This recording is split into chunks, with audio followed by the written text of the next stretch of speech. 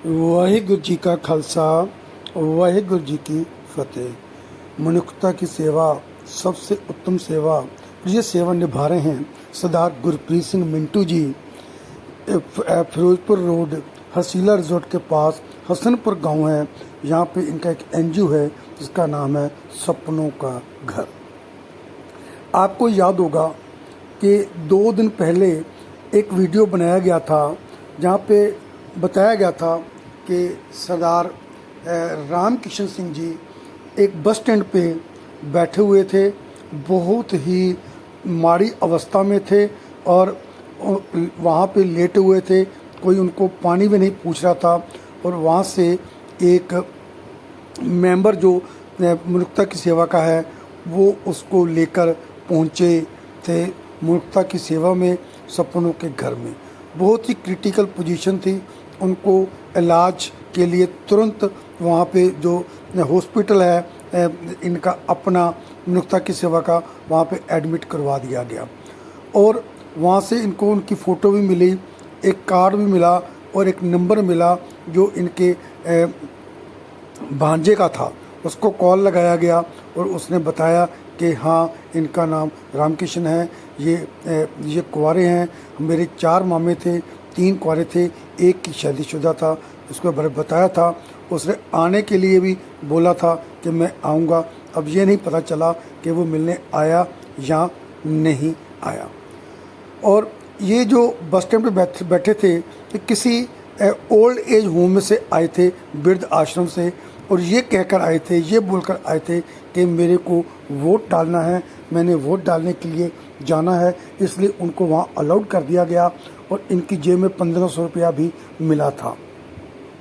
और जिस आश्रम में रहते थे वो आश्रम की जो मालकिन थी वो भी यहाँ पे मिलने के लिए उनको आई थी और बताया था कि पिछले 4 वर्ष से ये हमारे पास रह रहे थे। और आज बहुत ही दुख के साथ कहना पड़ रहा है कि खल्ले आवे नानका सद्दे उठी जाए, कि महावाक्य के अनुसार हमारे बापू, हमारे पिताजी, हमारे बड़े बुजुर्ग सरदार रामकिशन जी इस दुनिया को अलविदा बोल गए हैं।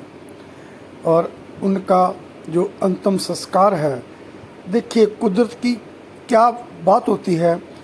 अपना शादी नहीं हुआ, कोई बच्चा नहीं हुआ, कोई भांजा भतीजा कोई भी नहीं हुआ, सरदार गुरप्रीत सिंह जी ने उनका बेटा बनकर, यानी अपने शरीर छोड़ने के लिए ऐसा लगता है कि वाहिगुरु ने ये रचना रची थी कि उनको यहाँ पे बुलाया गया था ताकि इज्जत के साथ उनका संस्कार भी किया जा सके। ये बहुत दुखद बात है, हमारा समाज बहुत दुखी है, लेकिन हम लोग इसको समझने को तैयार ही नहीं हैं।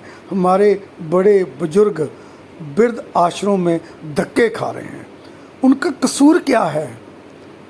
ये तो चलो शादीशुदा नहीं थे, लेकिन इनके भाई तो थे, इनके आगे भतीजे तो थे, इनकी बहनें तो थी, आगे भांजे तो थे, और कितने रिश्तेदार होते हैं वो तो होंगे। लेकिन एक बुजुर्ग बंदे को जब वो बेसहारा हो जाता है, वो कुछ भी करने के लायक नहीं रहता, काबिल नहीं रहता, तो उसको 2 रोटी देने के लिए भी लोग घर से निकालकर वृद्ध आश्रम में भेज देते हैं। और ये कभी भी बर्दाश्त करने वाली बात नहीं है। सो प्यारे दोस्तों, अगर आपके इर्द गिर्द भी कुछ ऐसा हो रहा है तो आप ज़रूर अलर्ट हो जाओ, उनकी सेवा करो, क्योंकि हमारे को जन्म इसीलिए मिला है और भगवान भी बहुत खुश होता है। आइए हम मिलकर उनकी आत्मा की शांति के लिए अरदास करें कि हे वाहिगुरु, हे भगवान, हे खुदा, कि उनकी आत्मा को शांति बख्शिश करना। जो जीवन आपने दिया था, आपका दिया हुआ जीवन वो भोग कर आपके पास जा चुके हैं, आपके चरणों में पधार चुके हैं। अब आप ही उनको आगे राहत देना। और एक प्रेयर हम करें, जो 600 लोग वहाँ पे रह रहे हैं इस आश्रम में, उनको भी तंदुरुस्ती दे और वो भी ठीक ठाक होकर अपने घरों में वापस लौट जाएं। और एक अरदास हम ये भी करते हैं कि सरदार गुरप्रीत सिंह जी मिंटू जी को जो इतना बड़ा बीड़ा उन्होंने उठाया हुआ है, उनको ये बीड़ा उठाने का बल बख्शें उनको और ताकत दें और जोश दें कि और जोश के साथ ये काम कर सकें जो ये मनुष्यता का काम कर रहे हैं। आप सबकी तरक्की के लिए और तंदुरुस्ती के लिए मैं परमात्मा के आगे अरदास करता हूँ। Stay happy, stay blessed, stay healthy, stay wealthy. आपका अपना दोस्त NPS खालसा, नरेंद्र पाल सिंह खालसा, लुधियाना, पंजाब से।